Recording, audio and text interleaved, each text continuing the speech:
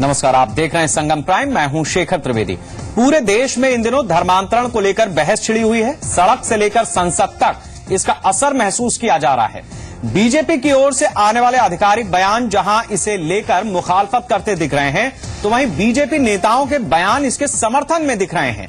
विकास के नारे के साथ सत्ता में आने वाली बीजेपी के भीतर चल रही बयानबाजियों को देखने पर ऐसा लग रहा है कि शायद बीजेपी में दो सुर बुलंद हो रहे हैं। लेकिन सवाल ये कि क्या वाकई ऐसा है या फिर बीजेपी के भीतर उठ रहे इन बेमेल सुरों का मकसद कुछ और है।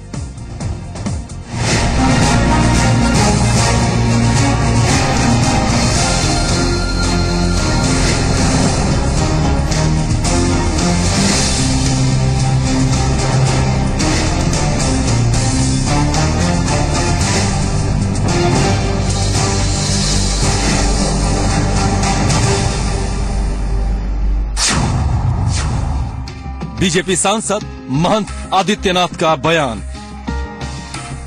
अगर घर वापसी गलत है तो धर्मांतरण सही कैसे हो सकता है। बीजेपी नेता विनय कटियार का बयान। ये धर्म परिवर्तन नहीं कर रहे हैं, ऐसे लोग वापस आ रहे हैं, अपने घर में वापसी दिखा रहे हैं, तो इसमें तो कोई आपत्ति है नहीं। बीजेपी सांसद सतीश गौतम का बयान कि जो घर वापसी लोग आते हैं उनको आर्य समाज सर्टिफिकेट देता है। उसके बाद हिंदू जागरण मंच है, एक हिंदू जागरण, वो उसका हवन वगैरह कराकर, शुद्धिकरण कराकर उनको घर वापसी करता है। ये तो हुई बयानों की बौछार, और अब जरा इसका असर भी देखिए।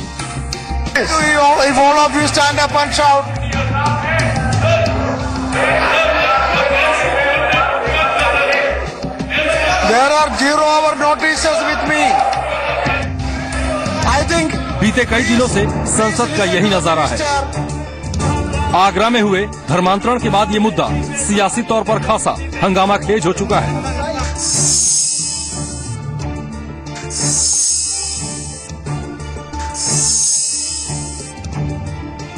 हैरानी की बात यह है कि इस मसले पर बीजेपी के आधिकारिक बयानों और पार्टी के नेताओं के बयानों में खासा फर्क है।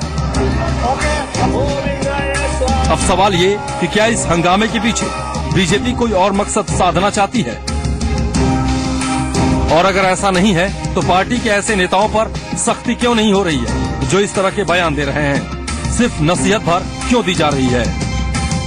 जहां तक उनके योगी आदित्यनाथ की विषय है, वो अपना एक निजी पोजीशन से, एक धर्मगुरु के नाते भी वो अपने काम करते हैं। इससे भारतीय जनता पार्टी का सीधे तौर पर कोई ताल्लुकात नहीं है। दरअसल जो दिख रहा है वो है नहीं, और जो है वो दिख नहीं रहा, या फिर यूं कहें कि दिख रहा है लेकिन छिपाने की पुरजोर कोशिश हो रही है।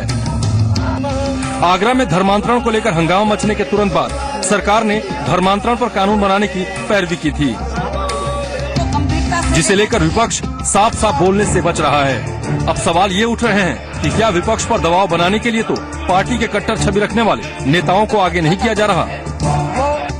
लेकिन कुछ लोग घर वापसी करना चाहते हैं, उसको लेकर एक बहुत बड़ा बवाल मचाया गया। तो मैं समझता हूं इस देश को अभी समय आ गया, देश को गंभीरता से इसको देखना चाहिए। सारे दलों को बैठ के इस पे चर्चा करके एक धर्मांतरण रोकने वाली एक कानून को बनाने की मेरे समझ में काफी जरूरत है।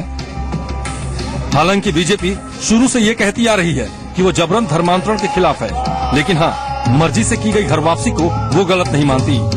कमोबेश बीजेपी के वो नेता जो इस मुद्दे को लगातार तूल देने में जुटे हैं, वो भी यही भाषा बोल रहे हैं। वहीं यूपी बीजेपी अध्यक्ष लक्ष्मीकांत वाजपेयी इसे सुर्खियों में बने रहने की कोशिश करार दे रहे हैं कि मीडिया में कुछ लोग सुर्खियों में बने रहने के लिए जब कोई एक विषय विशेष आता है तो उस विषय विशेष को बढ़ाकर और अपने अस्तित्व को बनाए रखने का काम करते हैं। जाहिर है ये पूरा माहौल कम से कम प्रधानमंत्री नरेंद्र मोदी की उस धारणा से बिल्कुल उलट दिख रहा है जिसमें वो सबका साथ सबका विकास करने की बातें करते हैं। हमारे प्रधानमंत्री का दृश्य, हमारे प्रधानमंत्री की जो नसीहत है और उनकी जो दिशा है वो बहुत ही मैं समझता हूं कि क्लियर है। वो देश के अंदर सबका विकास चाहते हैं, सबके लिए नौकरी चाहते हैं, वो मतभेद से कोई सरकार नहीं चलाना चाहते हैं। लेकिन इन सबके बीच सवाल ये भी उठ रहा है कि क्या ये जो कुछ भी हो रहा है उसकी खबर पार्टी के शीर्ष नेतृत्व को नहीं है? अगर है तो फिर नेताओं को एक साथ इतने निजी बयान देने की खुली छूट क्यों दी जा रही है? कहीं इसके पीछे कोई सोची समझी रणनीति तो नहीं है? और अगर रणनीति नहीं है तो क्या बीजेपी मुद्दे को लेकर भटकाव का शिकार हो रही है? क्या संघ का एजेंडा हावी हो रहा है? क्या हिंदूवादी संगठनों का एजेंडा सरकार के एजेंडे को पीछे छोड़ रहा है? ब्यूरो रिपोर्ट, जी मीडिया।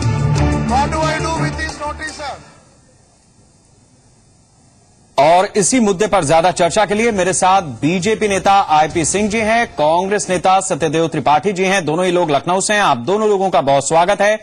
आईपी सिंह जी, पहला सवाल आपसे और सीधा सा सवाल कि आप यानी भारतीय जनता पार्टी क्या दो तरीके के एजेंडे पर चल रही है या फिर आपका दरअसल अब होल्ड रह ही नहीं गया अपनी सरकार पर, अपने नेताओं पर, आप यानी प्रधानमंत्री?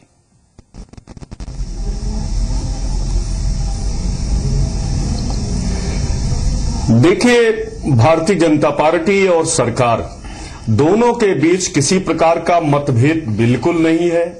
हां, अगर कोई नेता बात करता है तो व्यक्तिगत उसके बयान हो सकते हैं। न पार्टी की लाइन भी वही है जो माननीय प्रधानमंत्री जी और सरकार की लाइन है, सबका साथ सबका विकास।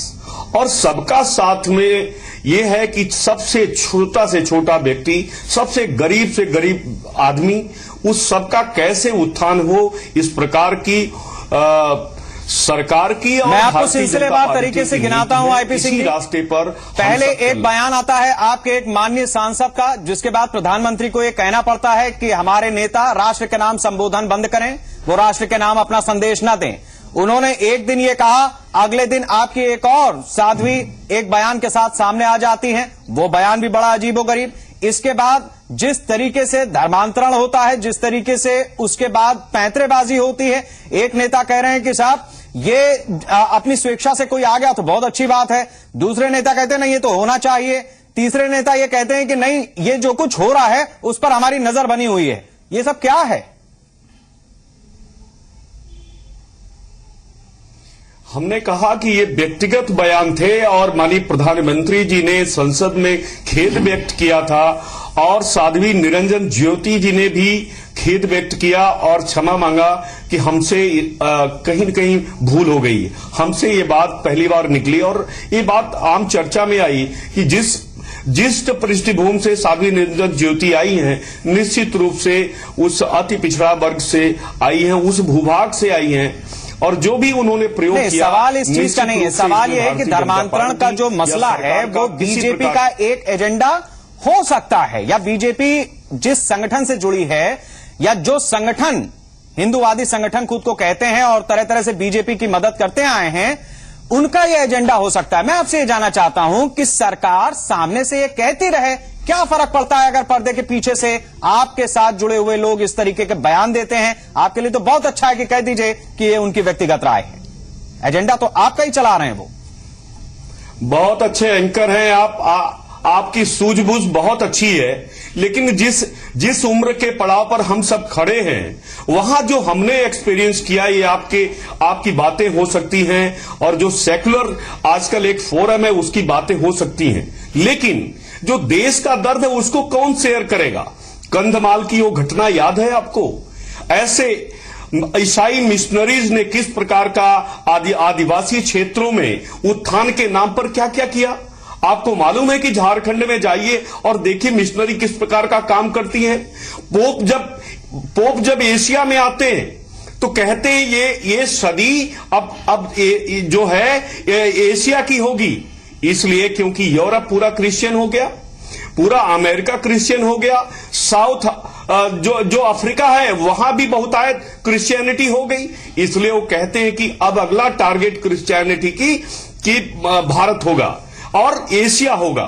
सवाल ये खड़ा होता है कि धर्मांतरण, बात आप पूरी ध्यान से सुनिए, जो इंडियन सोसाइटी है, जो भारतीय समाज है, जो उसका सामाजिक स्ट्रेटिफिकेशन है, स्तरीकरण है, उसमें किसी भी प्रकार का हिंदुओं पर लगातार 700-800 सालों से 1286 से लगातार अत्याचार होता रहा हिंदुओं पर। लेकिन अगर कोई भी व्यक्ति गुमराह होकर भूल के वजह से कहीं चला गया है, अगर वो अपने घर में वापसी करता है तो ठीक है, आप इसको घर वापसी कह रहे हैं, मेरे ख्याल से ये आपकी व्यक्तिगत राय नहीं होगी। अब मैं इस चर्चा को और आगे बढ़ाता हूं, आईपी सिंह जी मैं फिर आऊंगा आपके पास पक्का। सत्यदेव जी हमारे साथ हैं। सत्यदेव जी, मैं आपसे ये जानना चाहूंगा कि आप आईपी सिंह जी की बातों से कितना इत्तेफाक रखते हैं। क्या आपको लगता है कि दरअसल ये अपनी तरह से अपना एजेंडा चला रहे हैं, या वाकई कुछ ऐसा है जो शायद कोई कुछ कर गुजरता है उसकी व्यक्तिगत राय है? मैं श्री आईपी सिंह के तर्कों से पूरी तरह सहमत नहीं हूं। ये मेरे छोटे भाई हैं, ये वही काम कर रहे हैं जो इन्हें करना चाहिए। असल में इनका एजेंडा, हिडन एजेंडा, हिंदूवादी संगठनों का चलाना है और भारतीय जनता पार्टी के नेताओं को लगातार इसे मना करना है। ये कोई नई बात नहीं है।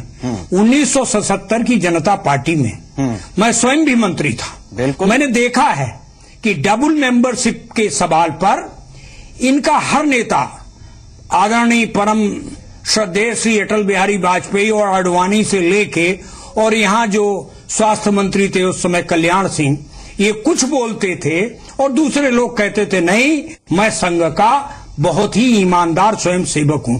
तो इनकी ये रणनीति है और 2017 तक किसी तरह सांप्रदायिक उस भावना को उत्तर प्रदेश में कायम रखना है और 2017 इनके दिमाग में है। वही रणनीति ये लोग चला रहे हैं। नहीं तो मध्य प्रदेश में और दूसरी जगह सख्त कानून बना हुआ है धर्मांतरण रोकने का। एक सख्त कानून बनाइए और उस सख्त कानून के जरिए कहीं न कहीं धर्मांतरण को अपराध घोषित कीजिए। ये धर्मांतरण है, बस इसी बात पर आप टिके रहिए। मैं आता हूं आपके पास। आईपी सिंह जी, जिस बात को आप नहीं कह रहे थे वो बात तो सत्यदेव जी ने कह दी। क्या आपको लगता है, क्या ये सारी चीजें इसीलिए थी कि दरअसल आप एक ऐसा कानून लाना चाहते हैं, इतनी व्यवस्था करना चाहते हैं जिसका जिक्र आपके नेताओं ने भी किया कि हिंदू अगर किसी धर्म में चला जाए तो वो धर्मांतरण नहीं, और कहीं से अगर हिंदू बन जाए तो वो धर्मांतरण, यानी कानून आप चाहते हैं बनाना और ये सारा प्रोपेगेंडा उसके लिए? देखिए, तर्क और वितर्क हो सकता है और तर्क के साथ कुतर्क भी होता है। सवाल ये खड़ा होता है कि कांग्रेस अपनी बात को आगे बढ़ा सकती है। कांग्रेस को एक बात ये भी सोचना चाहिए कि वो कश्मीर जहां से लाखों हिंदुओं का पलायन हो गया, बहन बेटियों की इज्जत लूट ली गई, उनके साथ अन्याय हुआ, आज भी वो देश के कोने कोने में वो परिवार भटकते हैं, उनका आंसू पोंछने का काम ये भारत सरकार कर रही है। भारतीय जनता पार्टी उनके प्रति गंभीर है, लेकिन कांग्रेस ने कभी उनके प्रति उनके आंसू पोंछने का काम नहीं किया।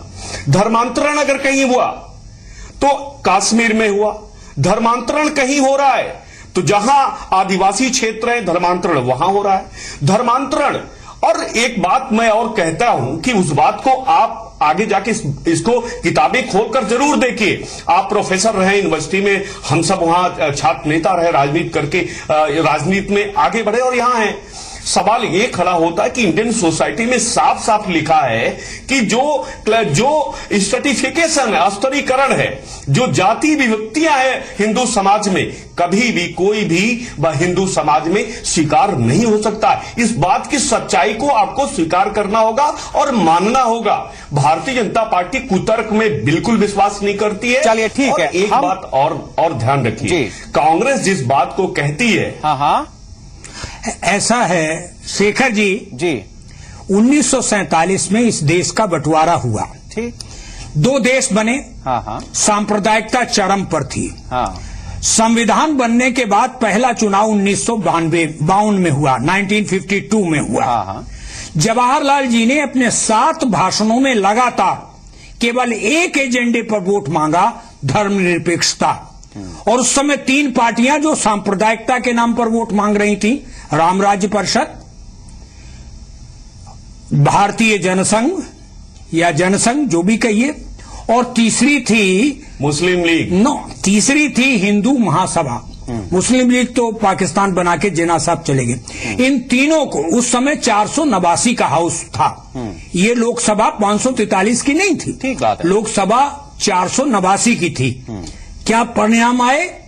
350 सीटें उन लोगों को मिली, 300 से ज्यादा कांग्रेस को मिली, 3 सीटें मात्र रामराज्य परिषद को मिली, 2 सीटें जनसंघ को मिली और 4 सीटें जो हिंदू महासभा थी उसको मिली। ठीक है। तो करपात्री जी और श्यामा प्रसाद मुखर्जी ने इनकी, इस देश में कभी सांप्रदायिकता नहीं चलती है। ठीक है। जिस तरह से इस पर सियासत हो रही है, बयानबाजी हो रही है, वो वाकई हैरान करने वाली है। और उससे भी ज्यादा हैरानी की बात यह है कि जिस तरीके से इस पर चर्चा होनी चाहिए या जिस तरह से इस पर कानून बनाने या न बनाने पर बहस होनी चाहिए, उससे कहीं ज्यादा यह मुद्दा सियासी दिखाई देता है। हमारे साथ बीजेपी नेता आईपी सिंह जी हैं, कांग्रेस के नेता सत्यदेव त्रिपाठी जी हैं। सत्यदेव जी, मैं आखिरी हिस्से में हूं इस चर्चा के। मैं आपसे जानना चाहूंगा कि 1979 में जब मीनाक्षीपुरम धर्मांतरण वाला मसला हुआ, इंदिरा गांधी ने खुद कर्ण सिंह के नेतृत्व में जब उनको कहा कि आप जाइए और इस तरीके के मसलों को देखिए और भविष्य में ना हो, तब संघ की आपने मदद ली। मैं आपसे जानना चाहूंगा कि उसके बाद कई बार आपकी फुल फ्लेजेड मेजोरिटी के साथ सरकार रही केंद्र में। आखिर अगर यह मसला इतना ज्यादा गंभीर था कि इंदिरा गांधी को इस पूरे मसले में कर्ण सिंह जैसे व्यक्तित्व को आगे करके दखल देना पड़ा, तो आपने कानून क्यों नहीं बनाया? ये मसला आज तक क्यों चल रहा है? पीढ़ी बदल गई। शेखर जी, मैं बड़ी विनम्रता से आपको संविधान के आर्टिकल 25 की ओर आपका ध्यान आकर्षित करना चाहता हूं और देश की जनता के सामने भी ये बात जानी चाहिए। भारत के संविधान में ये स्पष्ट है कि आप जबरदस्ती किसी के धर्म को कहीं भी परिवर्तित नहीं करा सकते। तो जब एक आर्टिकल है भारत के संविधान को, जिसे श्री नरेंद्र मोदी कहते हैं कि इस सत्ता का, इस सरकार का एक ही धर्म ग्रंथ है भारत का संविधान, जब भारत के संविधान में ये आर्टिकल है तो उसकी सुरक्षा रखना हर सरकार का नैतिक कर्तव्य है, नैतिक दायित्व है। इसलिए कांग्रेस पार्टी वही याद दिलाती है कि आपने जिस संविधान की शपथ खाई है, मोदी जी मैं आपसे जानना चाहूंगा कि संविधान हमारे निर्माताओं ने जो बनाया, बहुत अच्छा बनाया, उसकी जो मूल भावना थी वो भी बहुत अच्छी है। मीनाक्षीपुरम वाला जो कारण था वो इसलिए हुआ क्योंकि वहां पर दलितों को कुएं से पानी पीने का हक नहीं था। मैं जानना चाहूंगा कि उस परिस्थिति में और आज की परिस्थिति में क्यों फर्क नहीं आया? क्यों आईपी सिंह जी को कहने का यह मौका मिलता है कि आप जाइए और आदिवासी को देखिए, आप जाइए और दलितों की स्थिति को देखिए? क्यों ऐसा होता है कि किसी लालच के बिना पर, बीपीएल या किसी भी लालच पर कोई व्यक्ति अपने धर्म को बदलने की बात सोचता भी है? शेखर जी, ये जो जातियों का उत्थान और उन्नयन है, इस पे एक अलग से बहस हो सकती है। जहां तक दलितों के विकास के लिए कितने कार्यक्रम चलाए गए, वो इस समय आज की बहस के एजेंडा नहीं हो सकते हैं। लेकिन मैं ये मानता हूं कि सामाजिक विषमता को दूर करने के लिए कोई न कोई चीज जो विषमता को बढ़ाती है, उसके खिलाफ लोगों में गुस्सा होना चाहिए।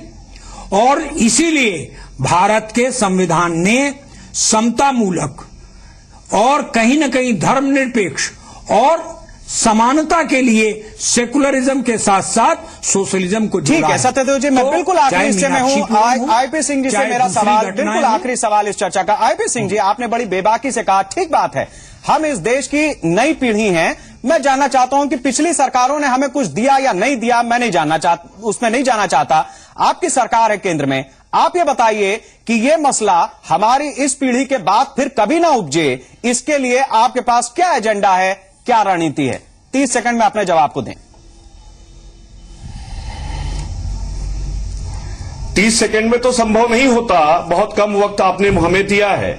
लेकिन डॉक्टर त्रिपाठी, श्री त्रिपाठी जी ने जिस प्रकार इतिहास के पन्नों को पलटा, 1947 से प्रारंभ किया, और मैं एक बात याद दिलाना चाहता हूं कि देश का विभाजन धर्म के आधार पर हुआ, और जो काम मुस्लिम लीग कर रही थी, और मुस्लिम लीग अस्तित्व में 1947 में समाप्त हो गई, ठीक उसी हालात में आज कांग्रेस, जो मुस्लिम लीग की हाल थी, उसी हालात में आज कांग्रेस भारत में खड़ी है। सवाल ये खड़ा होता है कि पिछले 60 वर्षों तक इस देश के उत्थान के लिए आईपी सिंह जी, मैं धर्मांतरण पर आना चाहता हूं, आप प्लीज उस पर जवाब दे दीजिए मुझे। शायद चर्चा फिर अधूरी रह जाएगी, आपका जवाब छूट जाएगा, फिर आप कहेंगे आप धर्मांतरण बिल अगर संसद भवन में आता है तो भारतीय जनता पार्टी और सरकार ने अपील किया है समूचा विपक्ष से कि आप समर्थन करिए, और हम चाहते हैं कि मिशनरी आप बिल ला रहे हैं तो हमारे हिंदू परिवारों को कन्वर्ट कर रही हैं, मुस्लिम आप बिल ला रहे हैं क्या? धीरे धीरे हिंदू समाज के लोगों को